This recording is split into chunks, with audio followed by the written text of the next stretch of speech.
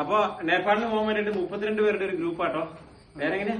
പേര് നൗഫല്. നൗഫൽ എവിടെയാ പഠിക്കണേ? ഞാൻ പഠിക്കുന്നത് മലപ്പുറം ഒരു യൂണിവേഴ്സിറ്റിയിലാണ്, ഇസ്ലാമിക് യൂണിവേഴ്സിറ്റി. അപ്പൊ മലപ്പുറത്തെ ഇസ്ലാമിക് യൂണിവേഴ്സിറ്റിയിൽ നിന്ന് 32 പേരുടെ ഒരു ഗ്രൂപ്പ് നേപ്പാൾ പോകാൻ വേണ്ടിട്ട് ഒക്ടോബറിൽ പ്ലാൻ ചെയ്യുന്നുണ്ട്.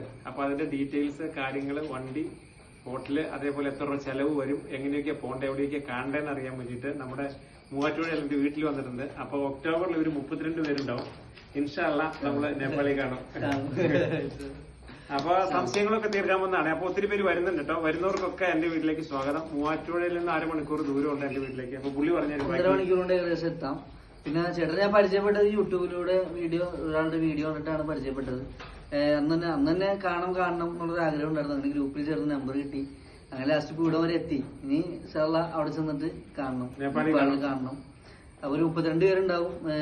30 പേരും ഇതോടെ സ്റ്റുഡൻസ് ആണ്, യൂണിവേഴ്സിറ്റി പഠിക്കുന്നത്. അപ്പൊ 2 ടീച്ചേഴ്സ് എന്ന രീതിയിലാണ് പോണത്.